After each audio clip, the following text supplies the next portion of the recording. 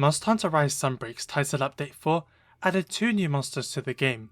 It also added a mysterious new quest titled Hazard, the Hazy Shadow, which featured an enhanced Lucent Nargacuga. And when I say enhanced, I don't just mean increased damage or health. They actually altered his attacks and combos to make them different, which resulted in a much harder version of the monster.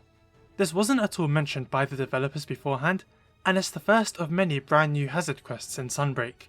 In this video, I'm going to discuss these new Hazard quests, what makes them so good, and what potentially inspired them.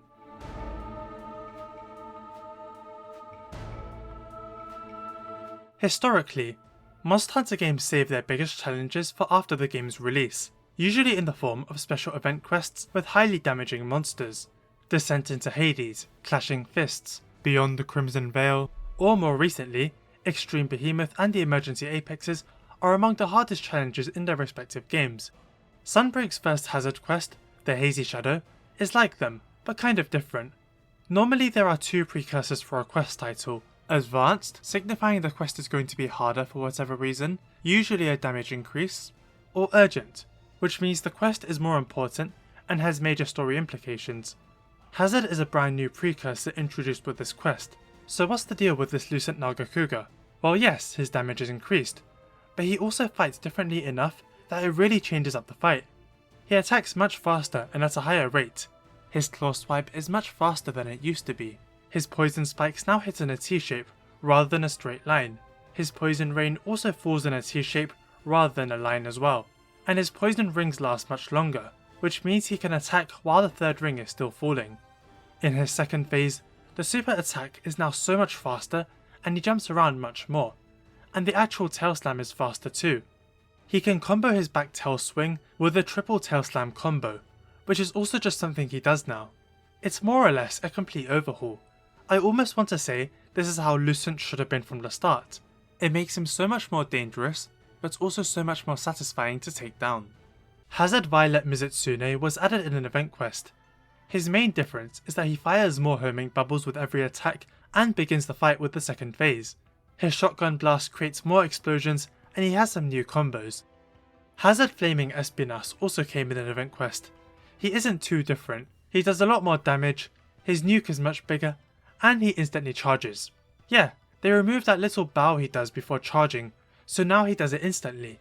It's terrifying because the charge already did massive damage, and now he can do it without warning. It really changes up the fight by forcing you to constantly be wary that he could come sprinting at any moment. What they've done with these Hazard quests is take existing tough monsters and remix their moveset a little to make them faster, extend combo strings, or alter animations, and this actually makes them a decent amount harder. Hazard Lucent Nargacuga is very challenging, and I straight up failed my first Violet Mizutsune and Flaming Espinas attempts. They're different from the standard challenging event quests in previous games, because there are actual substantial differences here. If I fought Apex Diablos dozens of times, increasing his damage in a special quest isn't going to make him much harder, because I know his moveset well.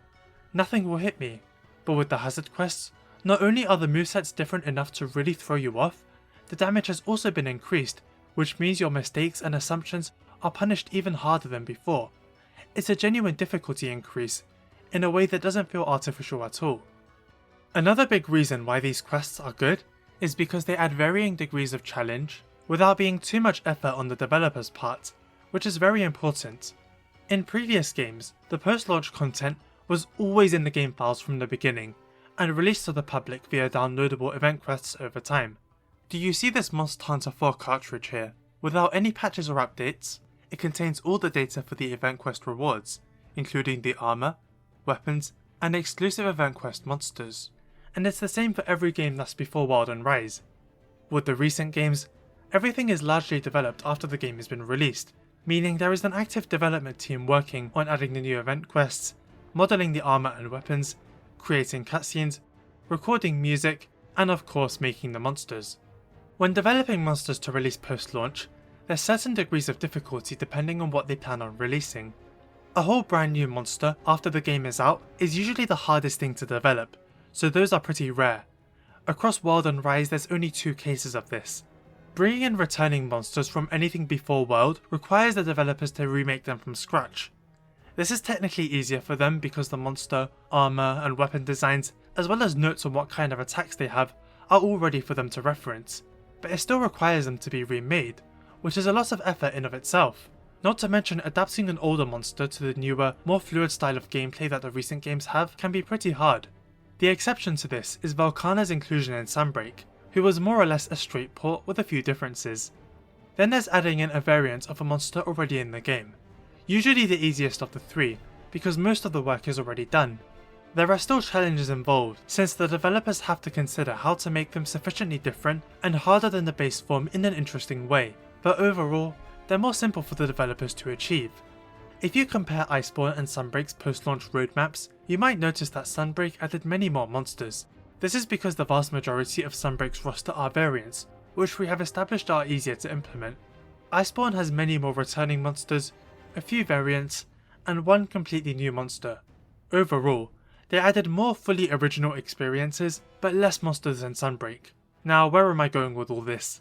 Hazard quests are the easiest ways for the developers to give us substantial challenges without them having to add a whole new monster or armor set. 90% of the work is already done. You don't have to give them brand new attacks, or armor or weapons, you just have to alter the properties of existing moves.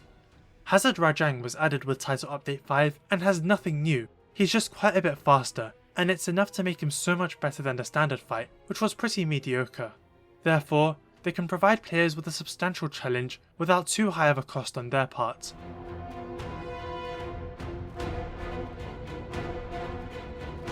On the topic of post-launch monsters and difficulty, the developers are often in a difficult position when it comes to mixing the two. When they're about to release a new title update, it's accompanied by an exciting trailer and presentation with further details. The presentation is for Monster Hunter fans who want to know everything, while the trailer is largely for the general public. Somebody might see this new update trailer and decide to pick up the game. Alternatively, a player who felt finished with the game after the final boss might pick it back up to give the new monsters a go. If you've ever wondered why the update monsters are available to fight immediately after the final boss, this is the reason.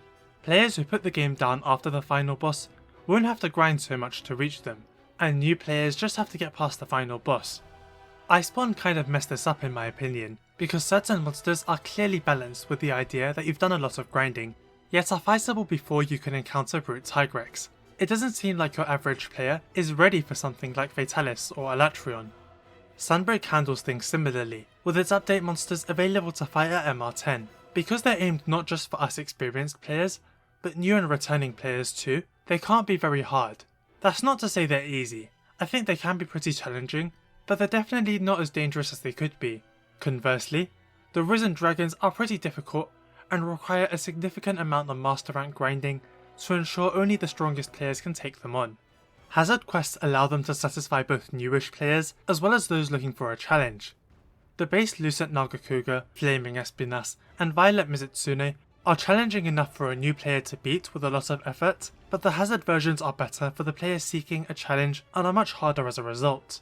But then if they're catering to more casual players with these update monsters, then what is there for the more involved fanbase that actively plays? Surely they would want some actual challenge, right? Well again, that's where the Risen Dragons come in. As mentioned earlier, they're locked at higher master rank gates beyond 100, and they're pretty tough if you ask me, with many more attacks and combos than their base forms. Title Update 4 added Risen Dragons to anomaly quests, and at a high enough level, they too get hazard movesets, which was another unexpected change. Hazard Risen Chameleos uses more Risen combos and attacks when out of the Risen state, and extends existing combos within it. Hazard Risen Koshala fires tornadoes in higher quantities that travel in different patterns, and Risen Teostra spreads fire on the ground as he charges and uses more explosions. They deal higher damage across the board too. I'm sort of skimming through their changes, but there's generally more than you would expect, and it makes them so much harder. Hazard Chameleos and Teostra took me more tries than I'd care to admit.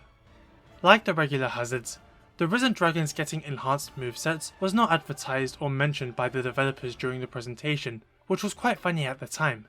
It turned Title Update 4 from the most boring update to one of the coolest. I imagine they were implemented because regular afflicted monsters are designed to scale with the quest level of anomaly investigations. The amount of time they stay in that state increases the higher you go, as does their total health and attack power. Risen Dragons don't have the afflicted state, so presumably, this was the developer's way of making them harder at high enough levels.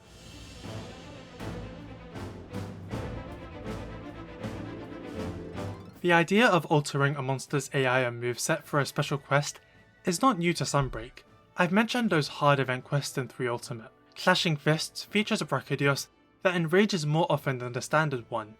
Monster Hunter 4 features many special quests with altered monster AI, such as having them be permanently enraged or start the fight powered up. There's this special quest featuring a Darren Moran that attacks at a much higher rate and doesn't let you board him, making the fight significantly harder. World and Iceborne also have some special quests, such as this Xeno'jiiva in the arena that not only starts off fully charged, but has altered AI in that his charging time is much faster. This game also has the Arch-Tempered monsters, who on paper are more like risen dragons, but in practice feel more like hazards. Dragons like Teostra have 1 extra attack, and Kushala just has altered AI. But then you have Arch-Tempered Xeno'jiiva, who has a variety of different attacks, and ends up being much more fun than the regular version. Monster Hunter Frontier had special quests featuring hardcore monsters that had substantial differences. For example, Hardcore Baldrum has his fur styled into a mohawk, and can dig up rocks from the ground, and dig similarly to Diablos. Tigrex has bigger ears, and he can spin twice in a row, swing his tail around, and do this cool flip attack. The last 2 attacks are actually in Rise and Sunbreak. Hardcore Rajang is permanently golden, has a few new attacks, and can enter an even angrier state, where his hair sticks up even more. Hazard quests are really another stage of evolution in terms of special quests with adjusted monsters. I would say they're on par with World's Arch-Tempered monsters, where some have a lot of differences while others are borderline untouched. Frontier's hardcore monsters might be the best, because there's actually a ton of them. I'm not sure how substantial they are individually, but based on the 3 I fought, there can legitimately be some major differences. It's a bit like comparing a high rank fight with a G rank one. It's also worth mentioning, Frontier ran for over 10 years and was updated frequently throughout, with the hardcore monsters rolled out over time. As of late, most Monster Hunter games only run for 3 years. Regardless, it's nice to see these quests become a thing, especially with the Risen Dragons. Title Update 5 actually added hazard versions of Risen Valstrax and Shigaru Magala. I haven't fought them yet, but Risen Shigaru Magala is in my opinion the hardest monster in Sunbreak, so the idea of a hazard version strikes fear into my soul.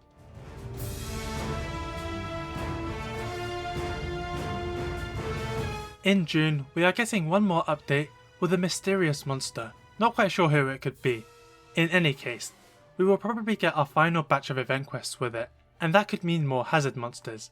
So in this segment, I'm going to discuss some hazards I want to see. Apex monsters were missing from Sunbreak's launch, but added to anomaly investigations across the 5 title updates to spice things up a bit. They have 0 new moveset changes there, so I think it would be cool to at least give a few of them the hazard treatment. They could extend Zenuga's combos or make Diablos faster. Actually, I have a better idea. Take Diablos, remove one of his horns, and give him more of Apex Diablos' attacks as part of a hazard quest. Sort of like a reference to Bloodbath Diablos. It's kind of sad how he's a flagship monster, yet has been forgotten. Speaking of forgotten, or at the very least neglected flagships, I would love for Seregios to get a hazard quest. Believe it or not, he is the only flagship monster to have nothing but a base form, no subspecies or variant. And I don't think this very mysterious monster will end up being a Seregios. Giving him a hazard quest where he moves much faster, fires more blade scales and has more combos would be a lot of fun. Amatsu is one of the monsters I mentioned earlier, available at Master Rank 10, decently challenging but could be a lot harder. A hazard version could remedy that. I would also like to see a hazard quest for Nawa the All-Mother. I fear she's been a bit overshadowed by Amatsu, who manages to use wind and thunder even more effectively. It makes you realise that All-Mother's real strength is how she uses her physical attacks. I would love to see a version of her that's even more aggressive. And finally, considering we're getting one monster in June that's explicitly a variant, the chances of getting Risen Velkhana are pretty low. Despite it being nearly impossible to tell who this mystery variant is, it can't be Velkhana, because the claws are different. Therefore, I would very much like a hazard quest for her.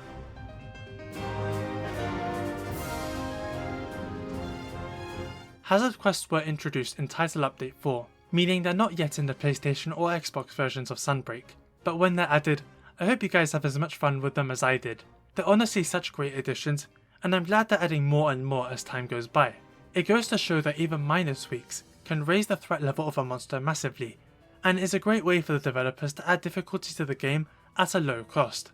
The Hazard Risen Dragons were very unexpected and are very challenging, some of the hardest monsters in the entire game. It's worth mentioning that at some point they become part of the anomaly investigations, which will be pretty difficult. However, in case you were wondering, the standard monsters who have hazard quests will not use those special movesets in investigations. I am certain we'll get more event quests and thus hazards with the release of the bonus update, and I'm looking forward to see who they'll give us. Thank you for watching this video. Which hazards would you like to see? Let me know in the comments. Remember to like and subscribe, and check out some other videos too.